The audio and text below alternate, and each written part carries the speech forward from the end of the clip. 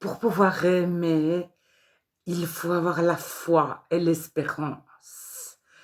Paul écrit aux Corinthiens, dans sa première lettre au chapitre 13, maintenant 3 choses demeurent, la foi, l'espérance et l'amour.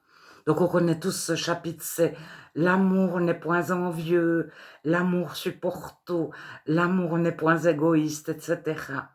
Et il y a au moins 2 versets sur tout ce que l'amour est. Donc en grec, c'est agapé. Alors, dans certaines traductions, c'est charité. L'amour ne périt jamais. Et le chapitre se termine au verset 13. 3 choses demeurent, la foi, l'espérance, l'amour. Alors la foi, c'est avoir confiance en Dieu.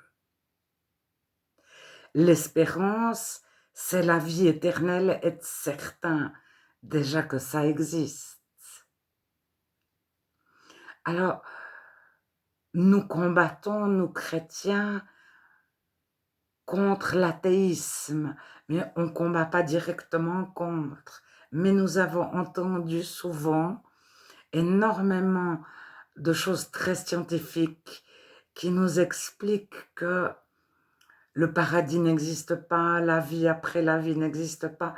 Ou alors, pourquoi penser comme Jésus a dit et ne pas penser comme Bouddha a dit?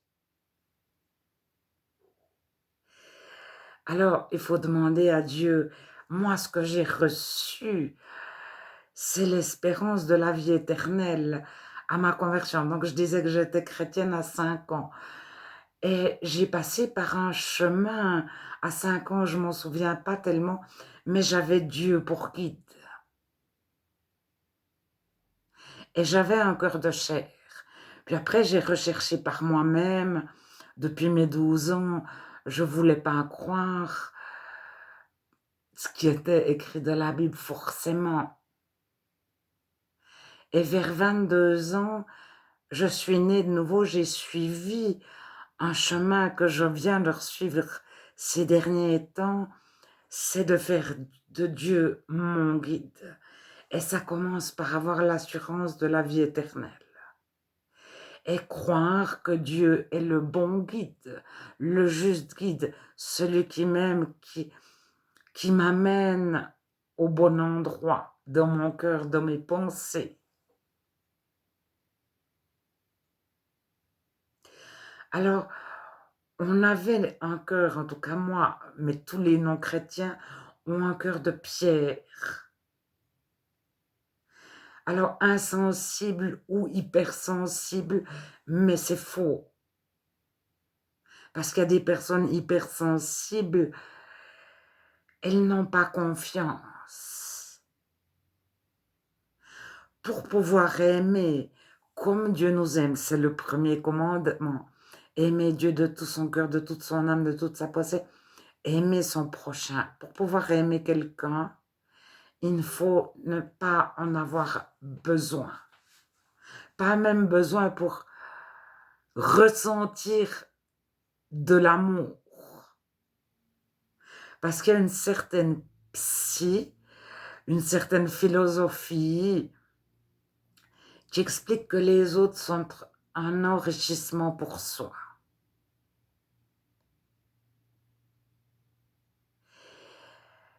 Ce n'est pas de l'amour, c'est de l'intérêt.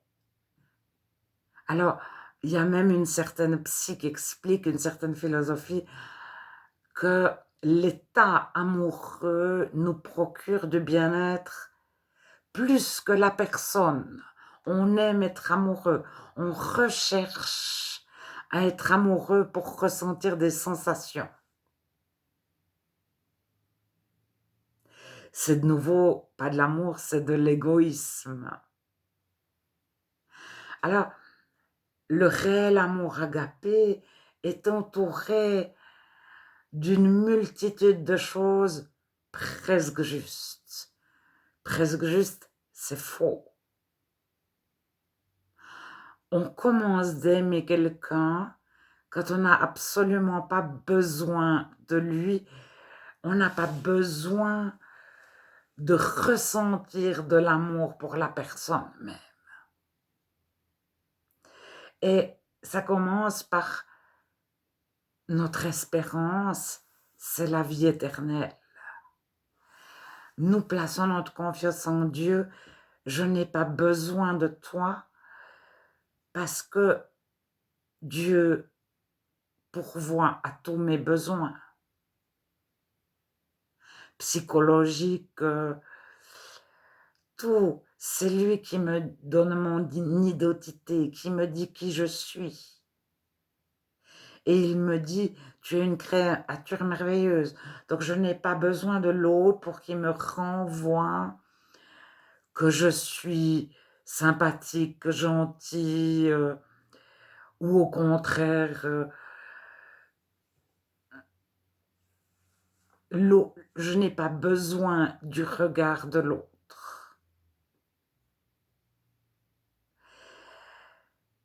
C'est Dieu qui me dit qui je suis. Et ça commence par lui faire totalement confiance. Mais à qui on fait confiance? Ça commence par connaître Dieu et ça commence par Dieu se révèle à nous. On ne peut pas suivre un Dieu inconnu qu'on ne connaît pas, puis faire confiance à un Dieu inconnu. Aimer et connaître sont imbriqués. Et quand on aime quelqu'un réellement, on le connaît au-delà de sa façade. Et notre but en tant que chrétien, c'est un petit trou de ton cœur. Comment je peux être le témoin de Dieu, le collaborateur de Dieu pour le reboucher, pour que Dieu le rebouche? Comment Dieu peut m'utiliser pour que tu sois un chrétien adulte? Alors, ça veut dire que tu n'as peut-être pas du tout besoin de moi. Je te laisse entre les mains de Dieu. Lui saura 200 fois mieux que moi comment faire que tu vives de sa volonté qui est bonne, juste, bonne, belle, juste, agréable et parfaite, totale, 24 heures sur 24. Dieu, c'est notre médecin, notre éducateur, notre mère, notre père, notre frère, notre Dieu, notre créateur. C'est celui qui nous a inventés, qui nous a imaginés. Il sait mieux que nous comment nous fonctionnons. Il sait mieux que 200 000 savants qui auraient étudié le fonctionnement de l'être humain en large, en long et en travers.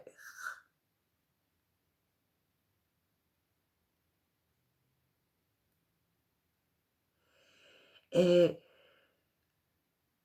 il y a des tas d'amour qui n'en sont pas. Je t'aime parce que tu vas me flatter, parce que tu vas me faire des compliments, parce que tu vas me renvoyer une certaine image de moi,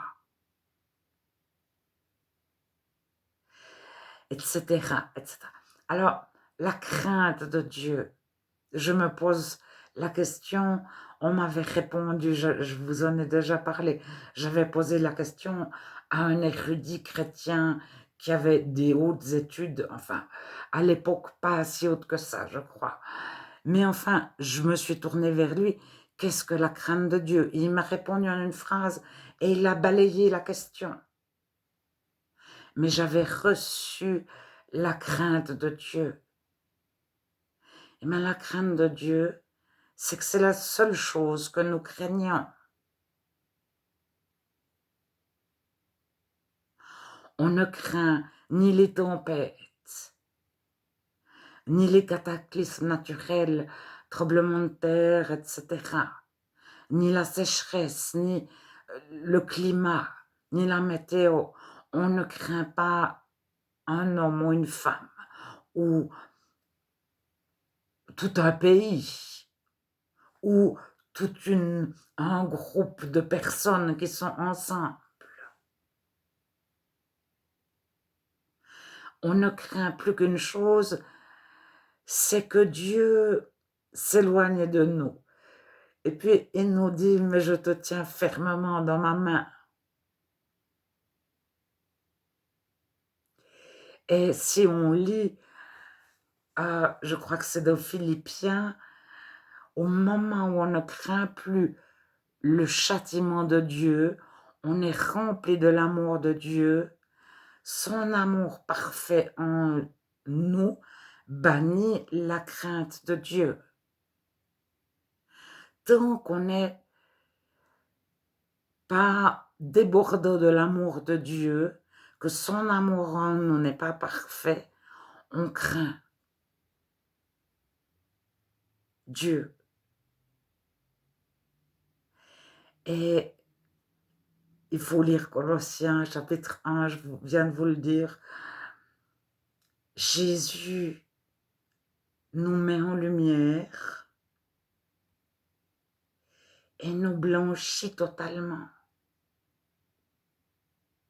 Donc nous n'avons plus à craindre de châtiment de la part de Dieu. Parce que c'est ce que l'homme craint. Il craint d'être puni par Dieu. Alors il dit, Dieu n'existe pas, l'enfer n'existe pas, la vie après la mort n'existe pas, etc., etc. Et on vit dans des sociétés qui nous amènent à l'athéisme, à être rationnel, ou alors ça nous amène à l'occultisme, à l'ésotérisme, à la magie blanche, noire. Il y a la magie blanche, c'est une des faces de la médaille magie.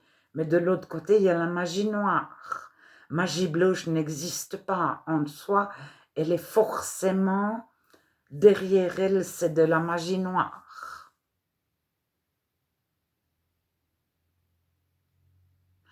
Alors, on est dans une société qui nous amène soit à l'athéisme, soit à faire appel à toutes sortes de guérisseurs, de voyants, de médiums, etc.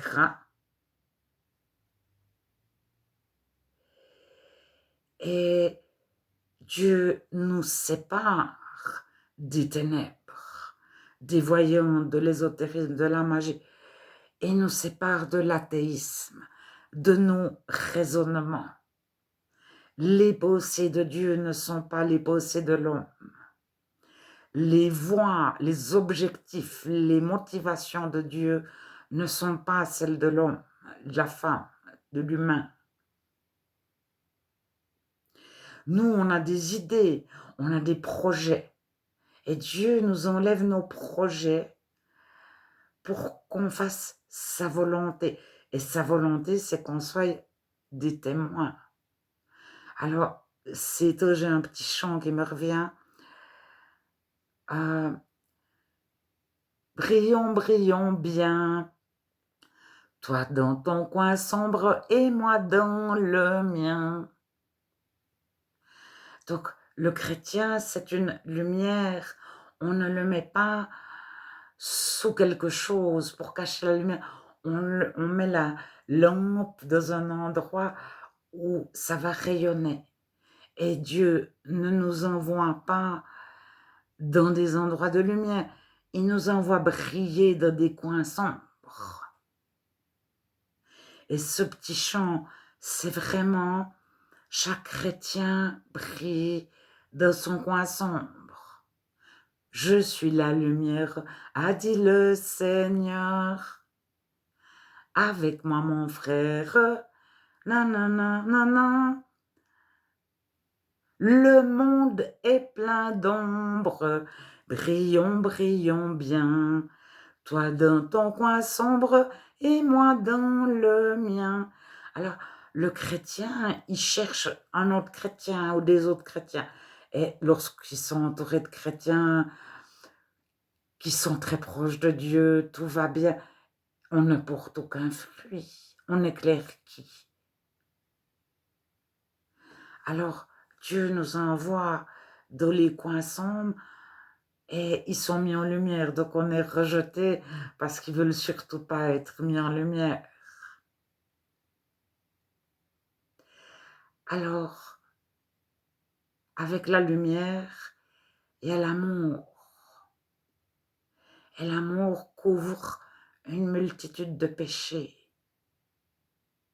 Ça veut dire on met en lumière pour la personne, pour qu'elle puisse aller à Dieu, mais on ne dit pas à tout le monde tout ce qu'elle a fait, tout ce qu'on a vu, tout ce que Dieu nous a montré.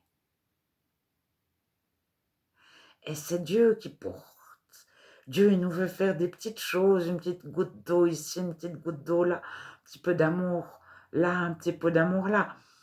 Mais on est des gouttes d'eau de l'océan de Dieu. C'est Dieu qui se révèle à chacun. On peut faire tout ce qu'on veut si l'autre n'a pas reçu une révélation de Dieu.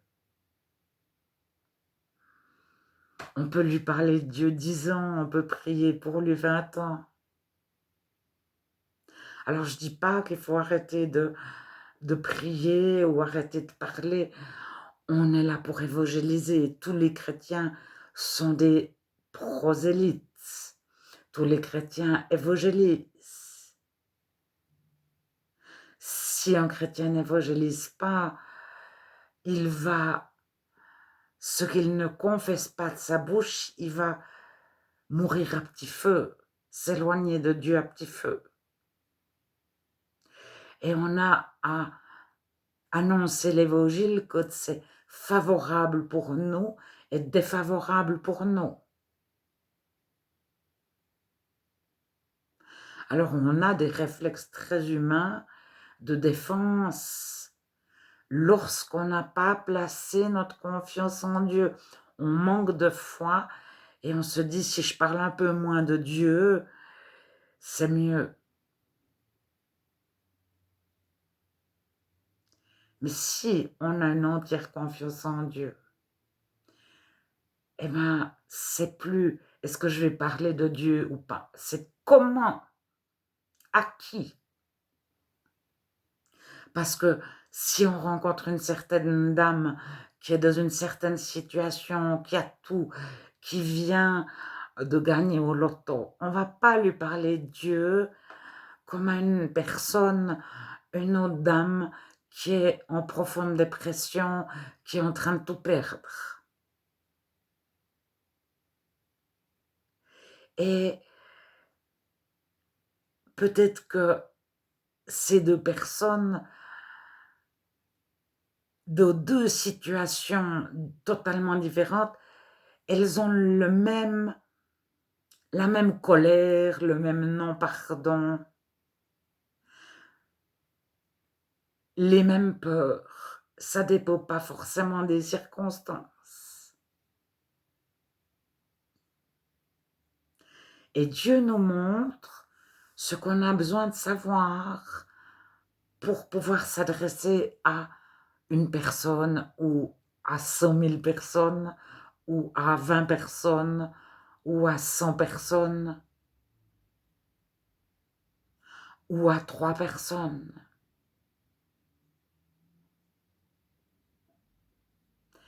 Et le cœur des personnes viennent à la lumière de Dieu.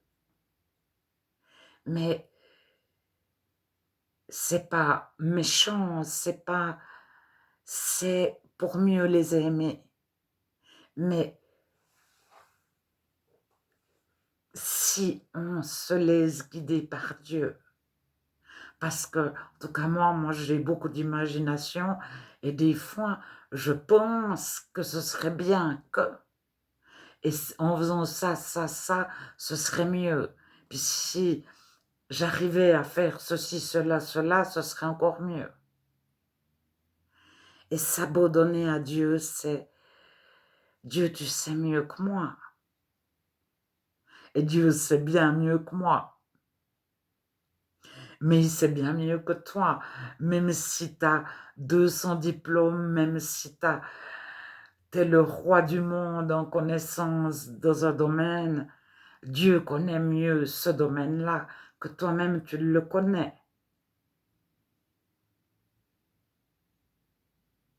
Ou que ceux qui sont avec toi, au-dessus de toi, qui disent tout connaître, ils connaissent peu de choses. Et Dieu qui peut tout faire, si on place notre confiance en lui, et si on y fait confiance, eh bien, on, on se sait aimer de Dieu en permanence. Donc, on a un repos de l'âme dans nos pensées en permanence. Et on passe par un tourbillon on passe au creuset. Tout ce qui est inutile tombe. Tout ce qui est mal tombe. Tout ce qui est faux tombe. Tout ce qui est mensonger tombe. Et il reste que les belles, bonnes choses, agréables, justes, vraies. Il reste surtout l'amour, mais pas n'importe lequel.